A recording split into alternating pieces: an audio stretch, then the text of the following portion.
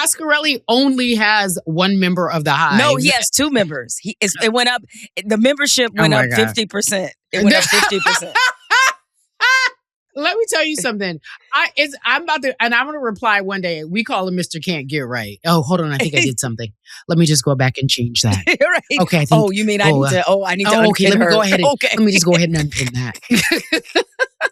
That all men across the world can relate.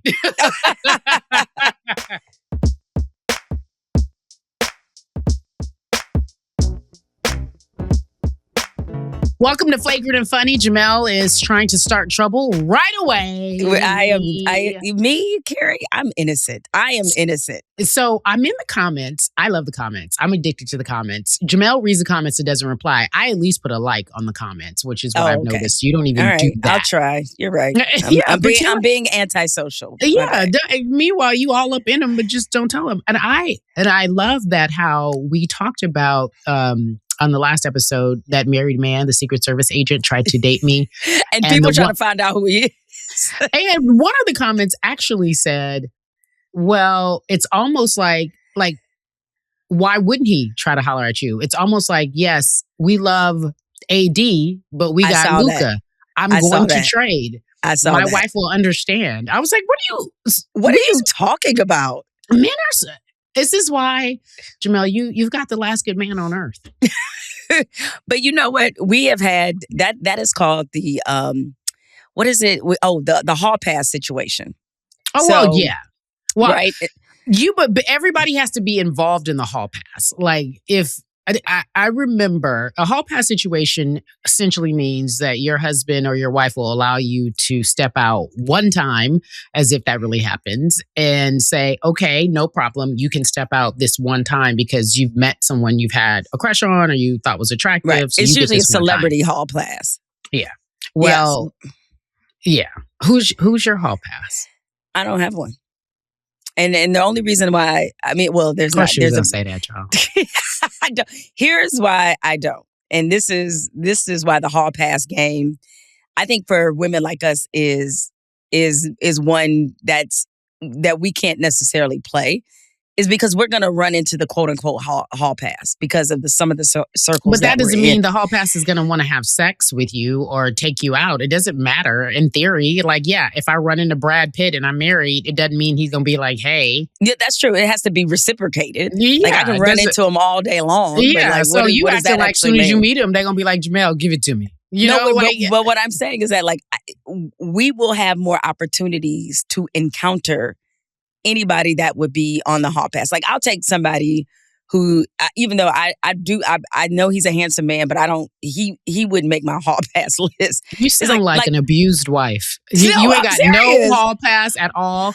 There's not Cari, one person. And you're like, I just don't have one because I might meet them for real. What? That's not the only reason. It's just like, I'm old, girl. I just ain't got it no more. Like the energy required for these things. It's not your powwow don't powwow? Oh, my powwow be powwowing. But it's just saying that my powwowing is now, I got to conserve the powwow, the energy of the powww to one particular man. Okay. Mm-hmm. Right. Because I ain't got, look, I just ain't got it.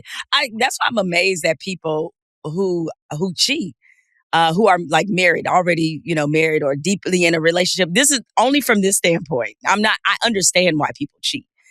But the level of energy, I'm like, oh my God, like, how do y'all have the energy to do this? That's why these single married men, I'm like, so I don't understand why you got so much time and so much energy. Because life is just, it's a lot. It's fascinating. And I'm not just going to say men, because as we all know, women cheat too.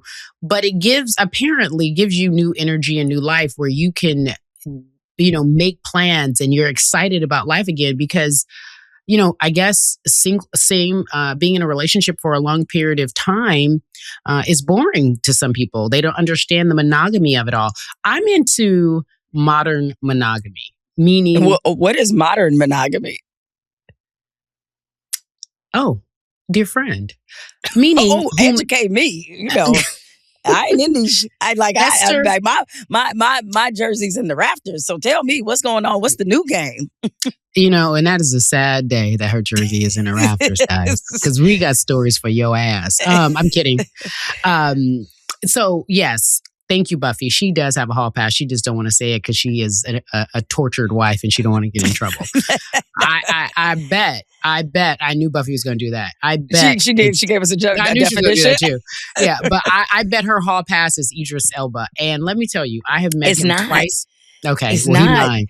It used to be. But I know his wife, so I know his wife, right? Yeah, so I can't. So I can't be like that. It feels disrespectful. It feels okay. So Buffy put the definition in. It's Esther Perel came up with this. Do you listen to Esther Perel at all? I don't even know who that is. You know what? Because it's somebody who has emotions, and since you don't have any, I understand why you wouldn't know. Okay, all right. So my bad. Buffy puts it in. It's basically a negotiated relationship where you are dating someone and you say, listen, you and I are monogamous emotionally, physically, even when it comes to flirting, like even socially, it's me and you. And I want to be in this relationship with you, but my expectation is that you are dedicated to me. Almost like, yes, saying it's a marriage. So y'all go together. We go together. But nowadays, people be like, but she don't mind if I flirt. She don't mind if I see somebody I like. She don't mind. I mind. I mind if you are having an emotional relationship with your coworker. Well, yeah, with somebody else. Absolutely, yeah. But men sometimes and women sometimes don't mind having an emotional relationship with a coworker, discussing the relationship with somebody from another sex, talking about, well, last night we got a fight and this is why. Like, I'm not going to pour out my heart to my coworker who is not a long-term friend that's been my friend since childhood, and it's completely friendship, right? Like, some people have these office wives and husbands or office girlfriend and boyfriend. I don't want that. So we have decided to enter into a relationship, and emotionally we are monogamous. Physically we are monogamous as well. And if in fact the relationship doesn't meet our needs, we are okay to move on and say, this did meet my needs. It's not so much till death do us part. Obviously, if you were married, I probably have a different take on it. But like, I'm okay with a partner. I don't necessarily need to be married. You know what I mean? It would be great, but I don't need to be married.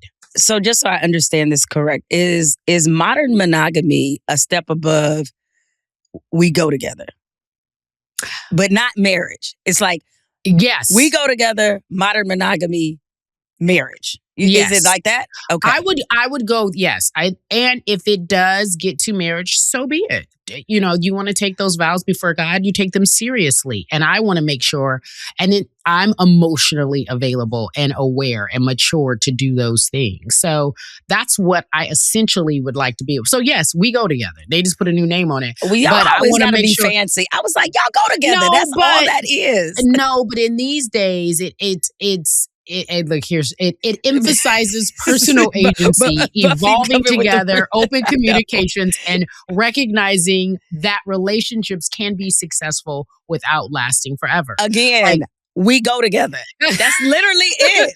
Why you always got to put some fancy therapy term on it? Y'all go together. Nowadays, there's so many people have so many different types of relationships. Like look, Andrew was talking about how he likes to date. He's like, I like to date, but I don't want to be around a person all the time. Yeah, we dip in, we dip out. I want to be around a person all the time. That's called we kicking it. Okay, always got to be fancy. Okay.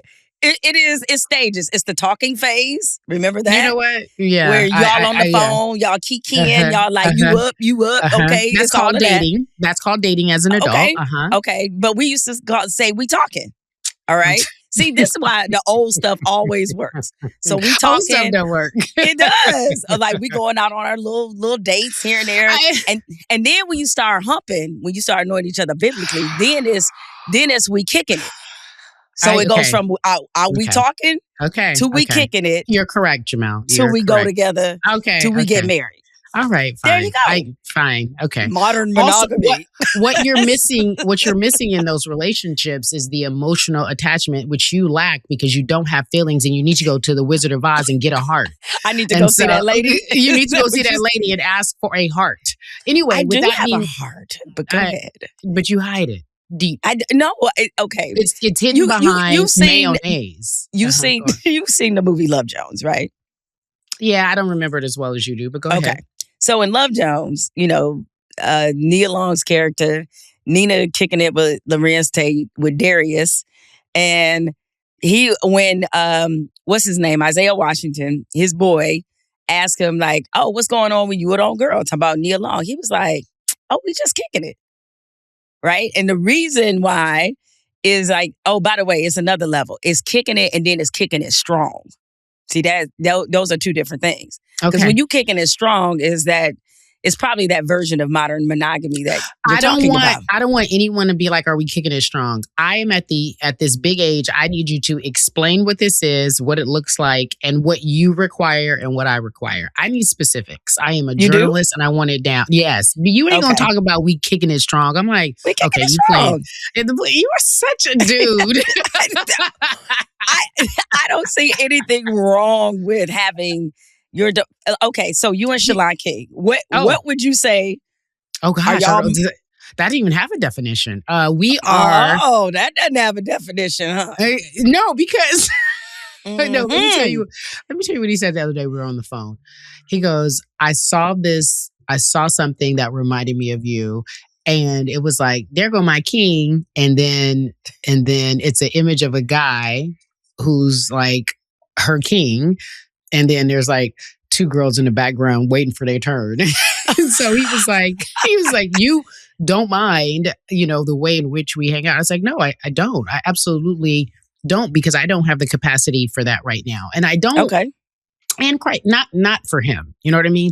This is what do you call those relationships? An autumn to spring? What do you call those relationships where you is just this a situationship? It's definitely a situationship, but you only date them during a certain time of the year. Only dating during cuffing season.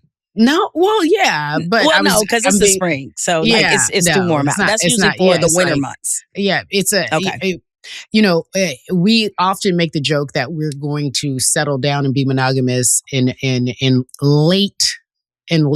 late fall, like right just before football season. Like now that is cuffing season because it's getting cold outside. Yeah. You need some warmth.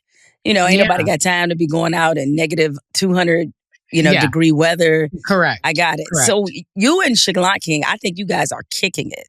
Yeah, y'all kicking it. Okay, yeah, y'all kicking it. Right. Okay. So by the way, because I don't have words to describe it, that's perfect. We're kicking it. It's just like, hey, what you doing? Yeah. So what I think is very adorable about Chalant King and very kind, this is why we've dubbed him Chalant King. He was like, I was listening to the pod today. He's very locked in. Is he? I didn't know he was listening to everything I say. So now I got to clean up my language. And he's still there? Okay. I would say I may have said a thing or two that gave him an attitude, but he didn't say because he can't say, right? Oh, okay. We're not in it like that kicking it because we just kicking it. He has no right to be like, I don't like this. And you're like, well, how come? Why?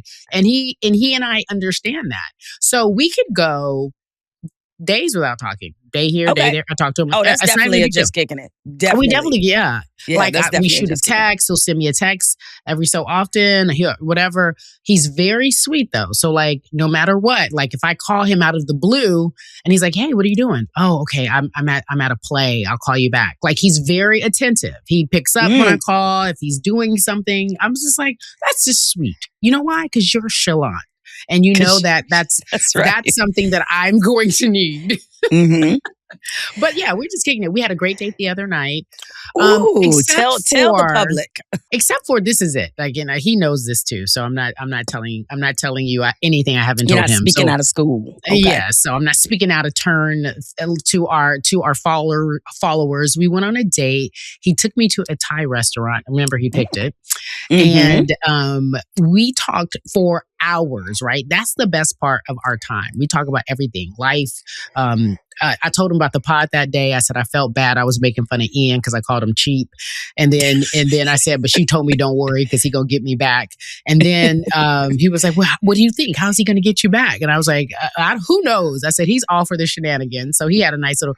He too is from your region, and I showed him a picture of Ian. He goes, he got the buffs on. And I was like, Lord Jesus, because he too has a pair of buffs. Because that's the staple. That is, it's so bizarre. That's the staple. You guys are strange people. And so,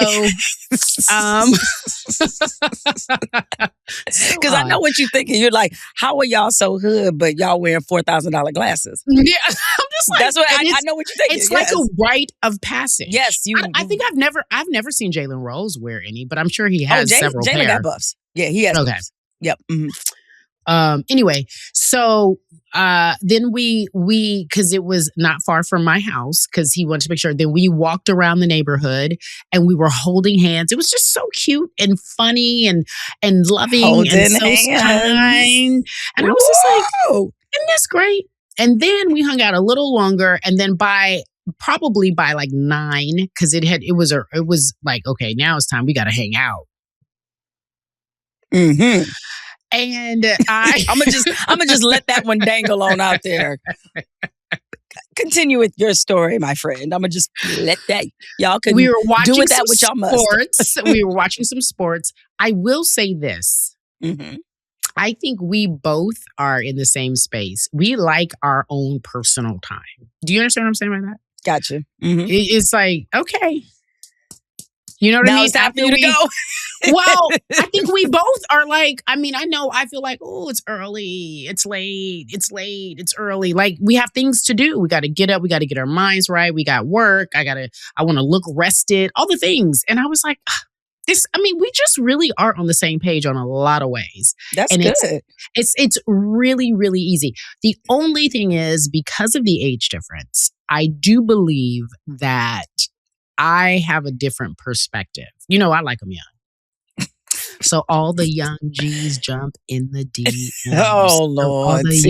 Last time you did a dating cat call when we were at the Final Four, you had people jumping head first into your DMs. And I was like, I told her. One guy actually jumped in my DMs and said he remembers you from Orlando. And he said when he first moved there, he hit you up and he asked you, he said, when you just started working at ESPN, he said, what should I do? And you sent him a long list of places to go and hang out in Orlando. And he was like, she's been nothing but sweet. I was like, that is so my friend. He was like, I have a story about Jemele. And of course, I'm not always responding to DMs, but I thought it would be something juicy. So I said, tell me. And I put the eyes emoji and he talked about how nice you were. I was like, of course. See, I ain't got no business. I ain't got no business. I thought he was about to send me nudes. I was like, send the nudes. I'm about to put it on page 6. Send the nudes. No business. We had a good time. And this is what, and then here's my thought process. And I'll just wrap it with this. And of course he feels this.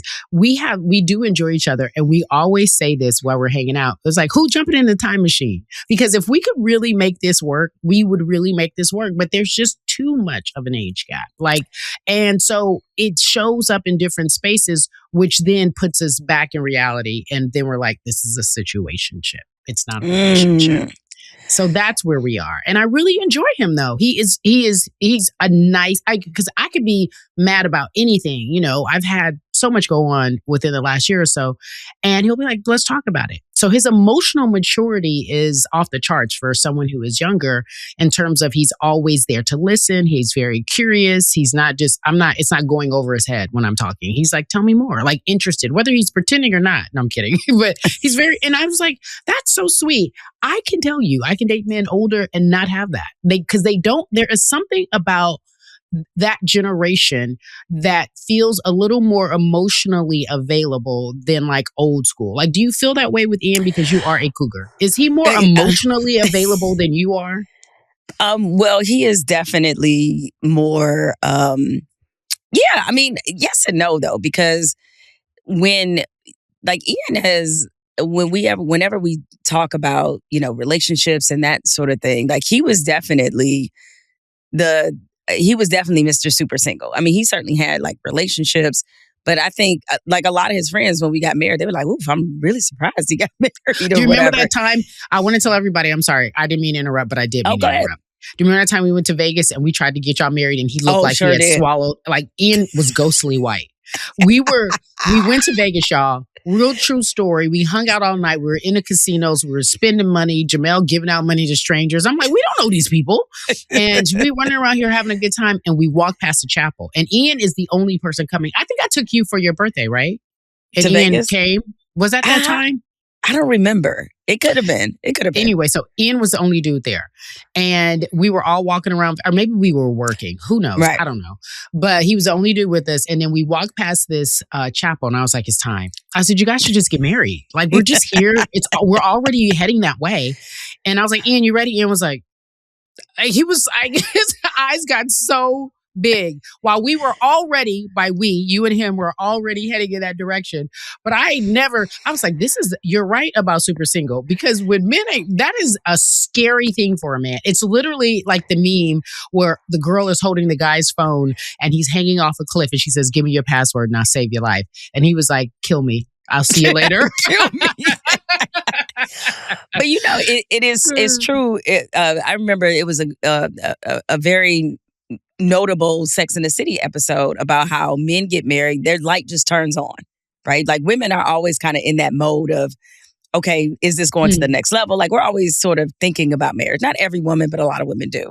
But men, it's like the light just flicks on like a taxi. And they were like, all right, I'm ready. And I remember our dear friend, Michael Smith, told me that when I asked him how he knew he was going to marry his wife. And he said, that she was basically like, what are we doing? And then he just was like, you know what? I guess, yes, we will get married. I was like, what?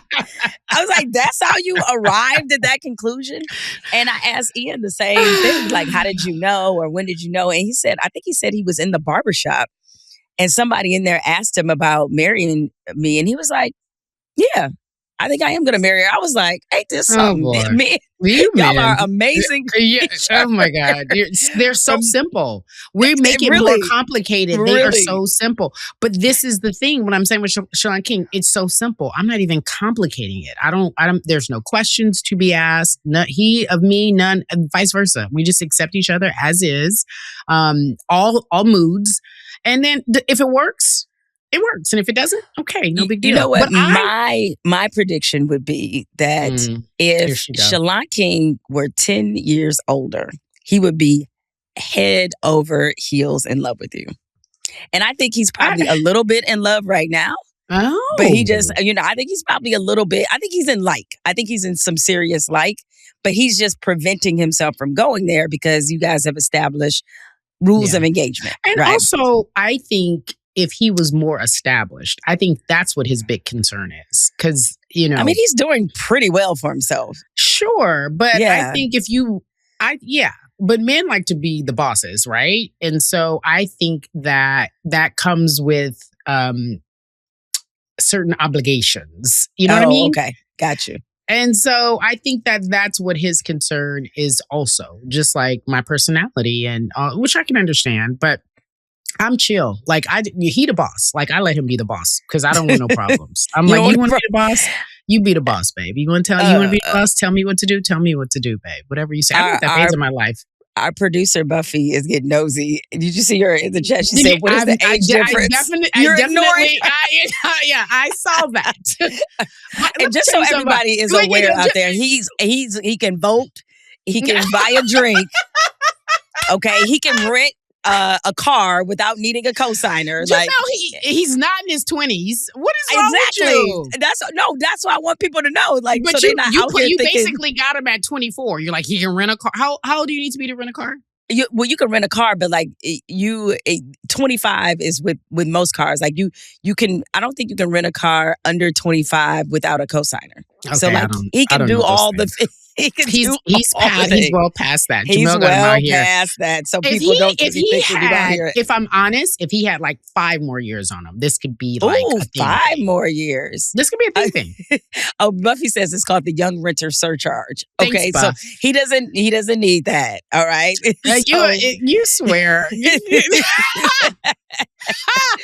doesn't need the young renter surcharge. He does not need the young renter surcharge. I think it's so interesting too, because I have dated older twice, maybe.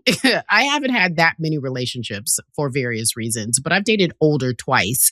And then I thought it was fine, I guess. But they have and I don't want to say this, older men, defend yourselves, but there is a certain bitterness that I don't want to be a part of. Interesting you say that, Cari, is because I've heard other women who are in our age bracket say they don't like dating Gen X men. And it's for that exact same reason, which is interesting to me because I think that's what Gen X men who tend to date younger also say about. I like an older millennial. I like an older millennial. That's my sweet spot. That's your speed. Okay. That's how it is. That's Ian. That's Ian. Yeah, he's an older millennial. Ian's actually, technically, he's a young Gen X. Okay. Yes, because we have a 5-year. Yeah. Because he's 45. Allegedly, he is, but the cutoff, I think, for millennials or the start of millennials, I think it's 1981. Buff about to get to it. All right, Buffy, you tell us. I thought it was 1981, and you just barely missed the cutoff. Speaking of, because the last guy I dated that I thought I liked, but he was not emotionally available, was a younger or older millennial. But you know what I think is interesting? Our producer, Coscarelli, has a hive. Have we discussed this? Because I'm like, Buffy is the one doing all the dang See, I was work. right. Told you, 1981. Buffy just put it in there. I was like, look at the age. Yeah, because Ian is 1980. He's about to be 46. Okay. Yeah, he's 80. Okay. So he is a young Gen Xer. No, I still give him millennial. You still think he's a millennial? Well, he an old one. He an old millennial. Yes. Yes. So he's an exennial, according to Buffy. Okay. Yeah. Gotcha. This is the spa water I'm gonna start selling. That is so John. It looks like regular water, but that's okay. I'm sure it's some fruits and berries in it, some superpowers. If I take that, will I be able to scale a building? If you take this water, you'll never mind. I don't want to deal with it. But with that being said, okay. I don't even like you. I think like that ex-millennial, that micro generation, that late millennial is my speed. That's your speed. Okay. That's my speed. And Chalant King is a millennial, younger, but a millennial. A younger millennial. So with that being said, Jemele, they're just bitter. The Gen Xers are bitter. And by the way, that's how we grew up. Because let's just talk about this for a second. I saw this on X the other day, and a lady was going off, and she was like, a bunch of 20-year-olds are trying to tell me the Challenger didn't happen because of Artemis. Everybody's watching the spaceship and what's going on with Artemis and all the Wait, what? The Challenger, when it blew up and traumatized all of us? Let me tell you something. Kids? This girl said she said, I'm from the generation where we grew up, they rolled a TV on a cart into the classroom. We all watched, spaceship went up, spaceship blew up, spaceship came down, they rolled the cart out, teachers cried, we never talked about it, went home, my parents said it was sad, never discussed it, not got any therapy. We were traumatized, but we stayed in school. We waited for recess. We didn't get dismissed. We stayed dismissed. In school. We stayed in school. We didn't get dismissed, and we went on about our day. And I was like, that's Gen X in a nutshell. That is Gen X. Save all that trauma, push it on down. Nobody has to deal with it. Maybe not the healthiest way in hindsight. But that's why, because it's definitely not the healthiest way, but that's why I think that explains a lot of the lack of emotion that I find in Gen Xers. And that's why I'm like, I don't want to deal with that. I don't want to deal with that. It's too much energy. Well, let's talk about some zillennials that you love, and that would be your UCLA women's basketball team. Congratulations. They're on their coronation, their celebration tour right now.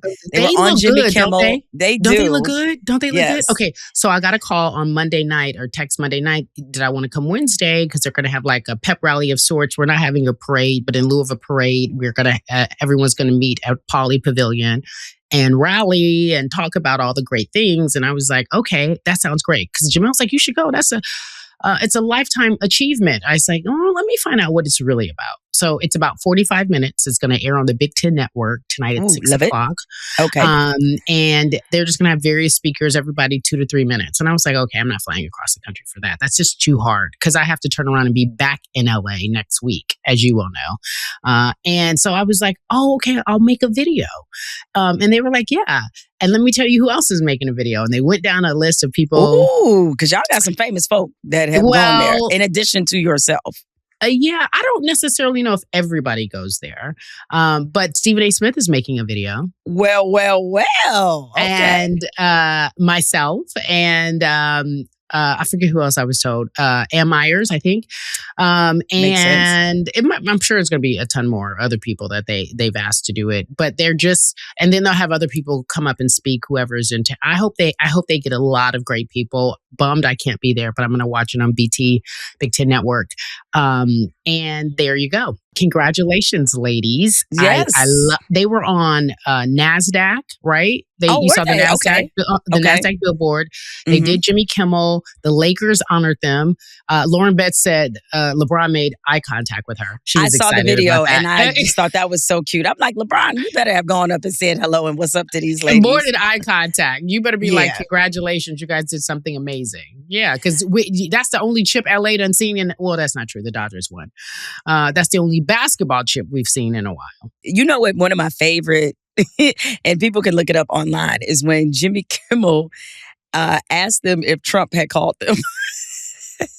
He asked the UCLA women, and you could tell the look on their faces. They were like, nah, he ain't called us. And just for background, so everybody knows, Kiki Rice is it her aunt? Is Susan Rice. Susan Rice is her aunt. And then did you see Pete, I think it's DeSalza, put up that picture of Kiki Rice when she was with President Obama when she was 9 years old? No. Yeah. I did not see that. I have to see that. But Susan Rice is one of, Obama's confidants, like during his administration. I forgot exactly what her exact title was, but she worked very, very intimately with him and his administration. And so it is, and then he also had a funny bit Kimmel did where he gave them a trophy that should they go to the White House that they would give to the president, because he was like, he likes to just keep trophies, so just give him a fake one.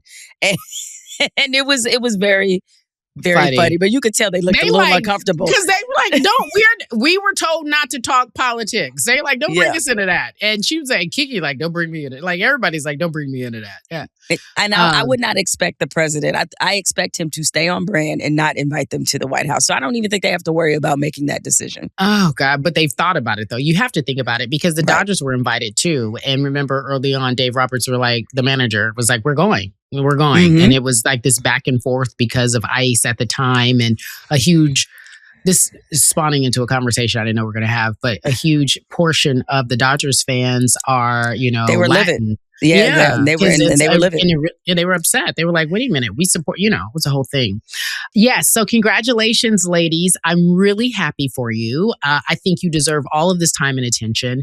And again, I love when narratives are interrupted for historical moments. And I am just so, so proud of them. I mean, you have no idea. And I think that they surprised so many people. And while people were begrudgingly, I could say culturally and even honestly, just in terms of what was in the zeitgeist, people thought that South Carolina was going to win. And we all love Dawn. We love Dawn. She didn't win. But here's what happened. You can't be mad at who won. You can be a little salty about it just because, you want your team to win. But you can't be mad because Dawn even said it. She was like, she's a great person. Just class act. And Coach, I'm talking about Coach, she is. And the girls conduct themselves that same way. Like they had nothing but great things to say about the players on South Carolina. I just felt like it was just vice so versa, And vice versa. I just felt like it was just so classy. It was just and they knew what was going on. They heard the stories. They on social media, TikToking every 5 seconds. And it was just so classy and elegant. And nobody was like, And I was like, yay, I just loved it. I was the one like you. See, is that what you were doing? Okay. Don't be jealous. So jealous. No, I thought it was an unbelievable moment. Did you see what the ratings were? The ratings, it's the second highest watched. Final Four? I think it's the second highest watched championship game ever, I believe. It was 9.5? No, it was 9.9. Let's just say 9.9. 10 million people watch Okay. UCLA and UConn. And to me, what is great about that UCLA UCLA and South Carolina. Okay. But what I was going to say is that what's great about that is that I think people have this idea or perception that if UConn's not in it, people won't watch. And I'm like, you got to be kidding me. Women's basketball, college basketball has graduated beyond that. And so to see that basically 10 million people watch this championship game was another testament to how this game is exploding. Community note here. I love that I love Dawn's statement about how she did finally speak to Gino and she wants everyone to turn the page. I thought she was very generous. She was like, he means so much to this sport. This game, he's done so much for the game. Let's just move on. People have bad days. And I was just like, class act. She did not have to be that generous, which she was. I also think, as I pointed out before, I think if she had to do it over, she hates that there's video of her saying she was going to beat his ass out there. I think that probably I can see her being a little embarrassed about it, even though we're all having our fun with it. But I can see her being a little embarrassed. You don't want that to be a part of your highlight reel. I totally understand that. So that's why she's like, enough, let's just move on. Gino's statement was a little more detailed. His second apology. Yeah, yes, a little more detailed. Which should have been his first apology, because this statement was so much better than the first one he put out there, where he didn't mention Dawn by name. And you could tell that somebody has been in his ear, or there was some, hey, because everybody had the same criticism of the first statement, which is like, you gotta personally apologize to Dawn Staley, because that is the person you disrespected. It's one of the rare times in history, if not the only time in history, me and Sage Steele actually agreed on something, which made me want to reevaluate my life. But that's a whole nother story. Well, so he crossed the aisle. His behavior made everybody come together. Yeah, everybody was like, "Come on, dude! Like, we knock it off." Yes, and I just want to read a little bit of this statement just to give people an idea of the tone of it being so different. Mm-hmm. He said, "This morning, Dawn Staley and I spoke about our interaction after the game last Friday. I apologized to Dawn, her staff, and her team. I've lost more games in the Final Four than any coach in history, but Friday, I lost something more important. I lost myself." That's all everybody wanted. That was it. And even though did it probably take some embarrassment and shame, I don't think this was his natural response. I think that was very clear. Probably if it was up to him, he wouldn't have apologized at all. But I think he recognized, as he was further away from the moment, just how awful this looked for him, his program, his players. And so I will, maybe appreciate is not the right word, but I'm glad he course corrected. Are you all right? No, I'm feeling like Artemis. Like, you remember when the president was talking to him and they were just like, oh, okay. Because you said, look, I was like, are you buffering? Are you okay? I'm buffering. I am buffering. Okay. Yeah. I'm glad that he course corrected. And yes. I think a lot of people felt like, nah. Even though you see the memes where Dawn was like, move on. Nah. Everybody's like, nah, we ain't moving on, Dawn. Sorry. No, I definitely think that the sport deserves that we move on. Yeah. I mean, I don't have much to say. Yeah, no, I don't have much to say. I don't have much to say. I'm glad that he finally sent out a second apology that felt more authentic. And, I don't know. I don't know. And I remember yesterday I called you because I was like, I want to be more loving and giving. So this is one of these moments where I want to be more loving and giving and more generous and have more kindness in my heart, because we need that more than ever in this world. And I think that it's so easy for us to be critical of other people, in the moment especially.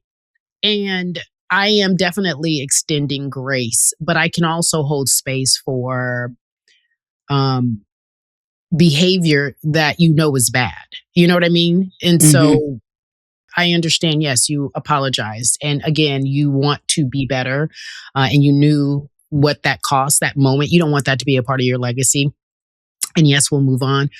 But I hate that we are in such a space now where it feels like, even I'm talking about me too, where it feels like we're all so angry all the time. And I don't know if it's because of our climate. I don't know if it's but I think more than ever, men versus women is just such a thing. It's dumbed down to that. It's not really that, but there is a significant difference in generations, and we're all interacting with one another, and social media is letting us interact with one another, and we are so quick to criticize. Just like earlier, I was like, I like the millennials that are da-da-da-da.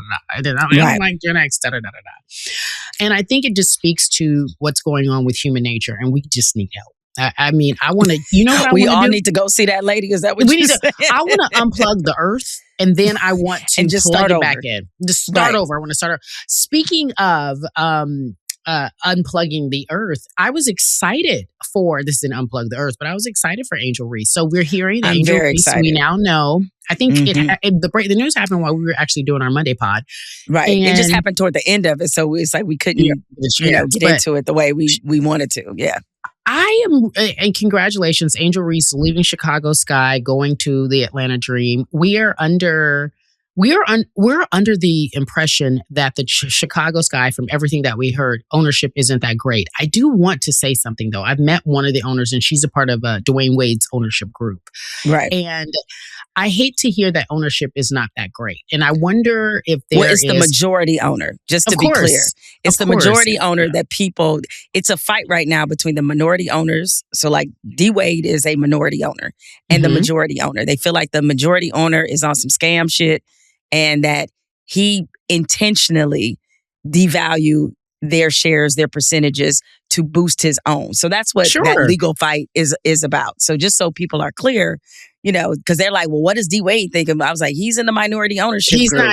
He's not a majority owner. And by the way, it was a good look to get him there. He's from that area. So it's a good look to get him in on that. He's an ambassador for the sport, for his sport and for women's sports. He's very, very, he is a solid human. You talk about a solid human. He's arguably one of the most solid that I've ever met. And also love Gabby. We have personal relationships with him. And that's another all UCLA grad. She also went to UCLA. Yes.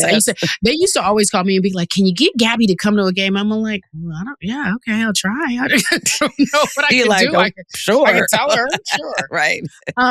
But it's unfortunate because they've lost some really stellar people there. And I think this is just another one of those examples that you can only do so well if you have management that supports you. And it's been shown over and over again that if you don't, Candace Parker was there. She brought them a chip and bounced right after that for obvious reasons. Same kind of concerns.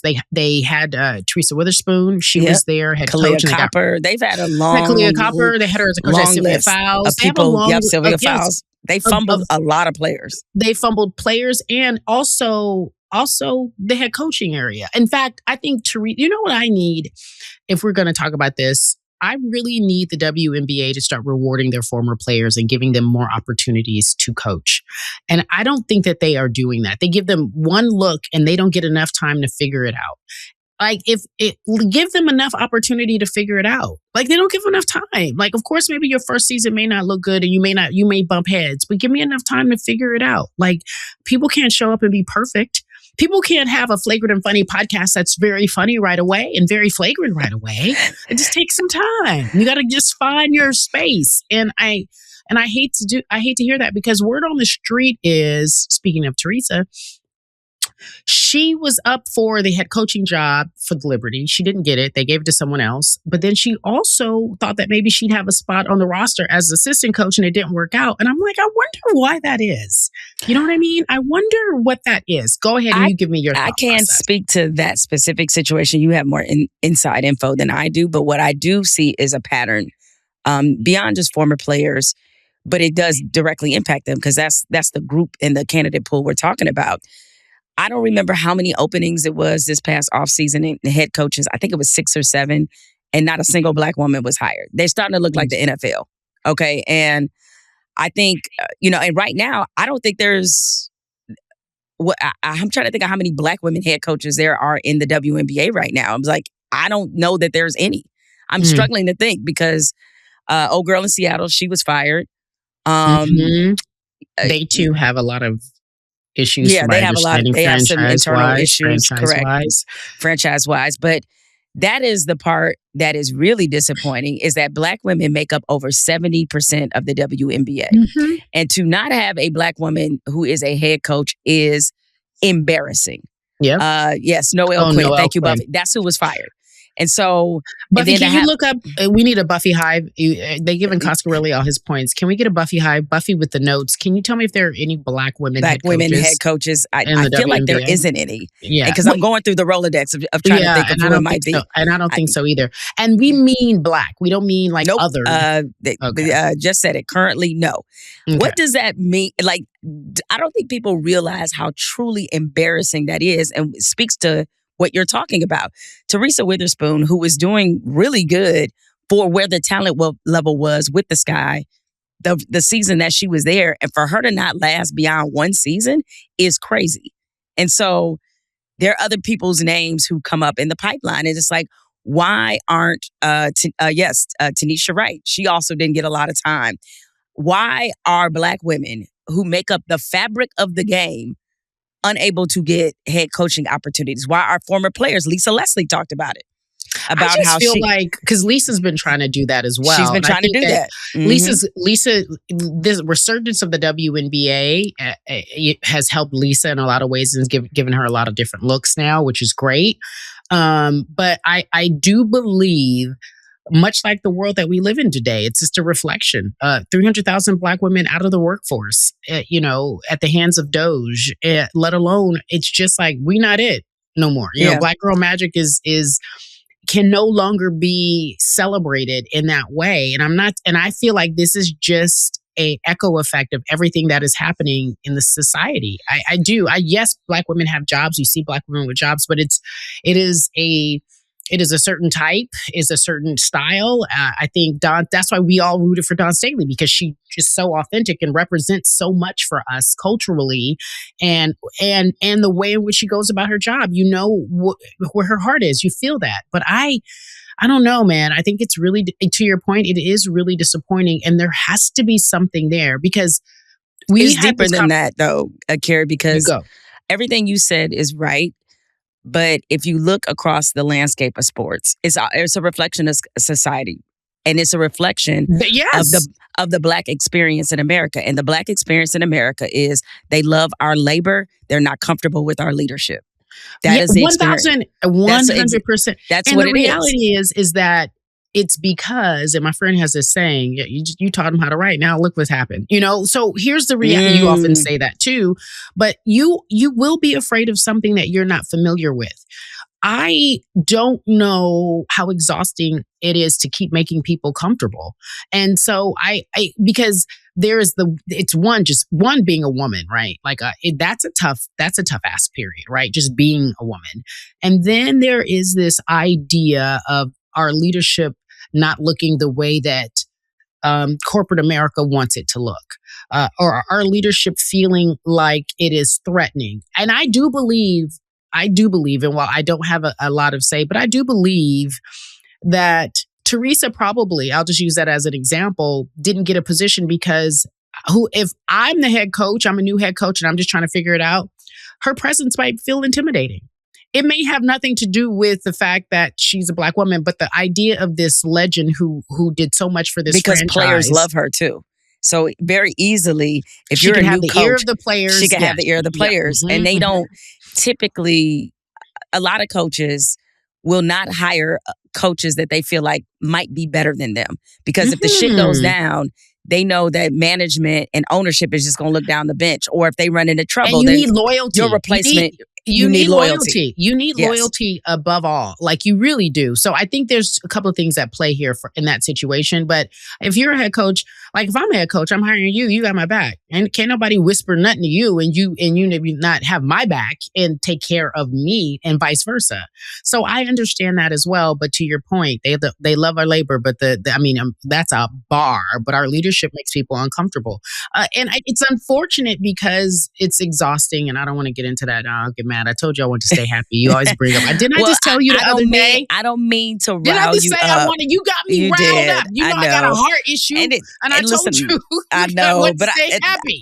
And not to further rile you up, but I'm gonna throw something at you. I know, but I'll end on. You'll do it anyway. You'll end it anyway. I will do it anyway. I'll end on this point. Is that I think this is where black women in a league where they represent 70% of the players are at a quote disadvantage, is that, we fight the war on two fronts. So we have we're dealing with the double burden of race and gender. And what also tends to happen in women's sports is when the money starts to come in, all of a sudden they find men to be more of the leadership that they're looking for. It's like men weren't even thinking about the WNBA, but so all of a sudden they're getting all the coaching jobs. We saw the same thing happen in women's basketball in the NCAA, because when it was the AIAW days, pretty much 90% of the coaches were women. As soon as the NCAA took over, men have to co-sign. This is a man's world. Like exactly. no shade, but shade. Oh, now all of a sudden Stephen A. is important to UCLA women's basketball team. No shade, but shade. No shade, but shade. And that's what you led me to the water. You wanted me to drink, and I fell for it. You knew that you would say, okay. I mean, that is a curious choice. Like, this is no disrespect to our former colleague, but why? He didn't go there. So, when did he start talking about women's sports, as Monica McNutt politely pointed out? Yeah, I mean, again, no shade, but it's just, that seems to be he's famous. And you know what I'm saying? It's like, I think that's a curious choice. Because you usually want a video from somebody who, I don't know, actually went there, or, is one of your alums, or this kind of thing. But it's exactly I love your people at UCLA, but I just don't know why. But it's exactly, it's like, they want the lore, right? They want the sizzle. And I understand. Okay, is that what that is? Like, yeah, because remember I talked about it. I was like, we disrupted a narrative. We interrupted a narrative. And people are more the cool kids, right? Like, people thought, SC was the cool kids. I'm talking about even USC, right? The cool kids. You hear more about USC. Gina, okay, so love Gina, love and basketball, but she had a place at USC, and she went to UCLA. You will never forgive her for that, would you? I'm just like, Gina, you went to UCLA. Why can't we do it there? Because she was like, it didn't work there. And people just love USC. It has much more sizzle, even though our basketball program over the years has been far more greater. But it just is what it is. So I get the choice, right? I get that we want a little sizzle. I get that we're trying to bring the lore there. So it is what it is. I think there was one other thing I wanted to say before we wrapped. See, that's... Did I tell you that UCLA... Did I tell you that UCLA won the national championship? Did you? Because I don't remember that. Did I mention that on the show? No, you didn't. You didn't say it one time. You didn't cheer. You didn't do one single, what do y'all call it, an A-clap? Don't even do it. You've been a great supporter. You've been a great supporter of the program. So don't act like you don't know it's not. I want to make sure I get the verbiage correct. All right. I wanted to give you, that's what I wanted to do as well. Give you my condolences because Michigan won. Condolences. Okay, now let's wrap because we don't want to talk about this. Oh, so you get me mad, but I can't get you mad. You don't want to talk about this. You are selfish. This is why we can't be best friends anymore. It's Congratulations to the Big Ten for winning both the men's national championship and the women's national championship. That's as far as I'm going to go. I'm going to say something that's going to really upset you. Oh, great. I'm a peaceful person, Cari. Don't do this. Don't do this. Don't make me be a 10 when I'm really a 3. You are clearly a 7.5, but whatever. I hesitate to say this, but you guys, she's going to meet Chalant King. And you know where he went. What? You know what school he went to. You know, Cari, everybody makes bad choices in life. I know. Everybody makes bad choices in life. And listen, as they say, there's no such thing as a bad choice. You just made the best of it. So I'm glad he made the best of going to the wrong university. I'm glad he made the best of it. It's okay. He overcame the adversity of going to that He says school. These breadcrumbs are killing her. You know what? And I got to stop giving out breadcrumbs because these internet detectives. Oh yeah, they sleuths. They tried to find out out here. Buffy tried to find out the Secret Service. If we remembered his name, we would tell you. I don't even remember his name. I can't remember it, and I hate that I can't. I'm pretty sure he follows one of us on social media. Okay, let me look to see. Oh, do you think he was probably already following you? Probably, but I don't know his name, so I don't know. If he's listening fully to the pod, can you please stand up? Even though we ethered you, we just want to make sure we know your name. Although he could have been lying about that. About what? about being in the Secret Service. He could have been lying. Considering he was ready to lie about a whole family that he had. He could have been. And girl, and I'll tell that story for another day about a girl of mine. She's not one of my girls, but we were real cool when we worked together. About how she was dating this dude for a long time, and he said he worked for the Pentagon. Here's a hint: he didn't, because everybody got a cousin that worked for the Pentagon. Remember when COVID first started? Everybody had a cousin. Everybody was like, I was my cousin in the everybody's Pentagon. cousin who worked at the Pentagon. I was like, everybody got to answer to COVID and when it's going to happen because their cousin worked at the look, Coscarelli, classic move. Everybody's cousin worked at the Pentagon. Everybody's cousin don't work at the Pentagon. It's like if they do, by the way, they not in the rooms where they telling the stories. They not locked down in the bunker. Your cousin is a janitor at the Pentagon, bet. Your cousin's the secretary, but even if they were a 5-star general, they're not giving you the information. You know what I mean? Yes, that fool said he worked at the Pentagon and he had to, that's why he was in DC so much. And he had a whole family. That's all I'm gonna say. Wait a second. Do you remember your friend? We gotta go, but we gotta update this. Remember your friend who dated the guy who said he was dying? Girl, yes. We saw him the other day. We saw him. Alive and well. He was alive and well. He did not look like someone facing a catastrophic heart ailment that he said required him to move to a remote island. That's what he said. Oh, and see, we were doing so well with like sort of leaving the men folk alone, but it's like not all men, but always a man. Oh my God. Yes, I was like, we could do 25 podcasts on the most diabolical lies. He had on a 3-piece suit. He looked healthy. Girl, he was looking Eyes healthy. Were clear. I think you know what, Cari? I think I saw him jogging up the steps. I saw him jogging up the steps. I think I saw him doing cartwheels with cartwheels. him. He did. I thought I saw him do some pull-ups. He did at least 50 pull-ups. He did at least 50. Yes, looking like he in the best shape of his life. Like. I'm like, And yet, just a few years ago, we were told miraculous recovery. Miraculous improvement. Jesus is real, Cari. He is real. Well, I mean, listen, I love men. And I'm full of love. You are full of love. That's I'm full of love. You don't even help. You fire me up. I'm back to sweet. You guys, I called Jemele and told her I'm back to sweet. I'm giving out the love that I want to. Everybody. I'm putting the love in the universe that I want to receive. Amen. Thank you for listening to this episode of Flagrant and Funny.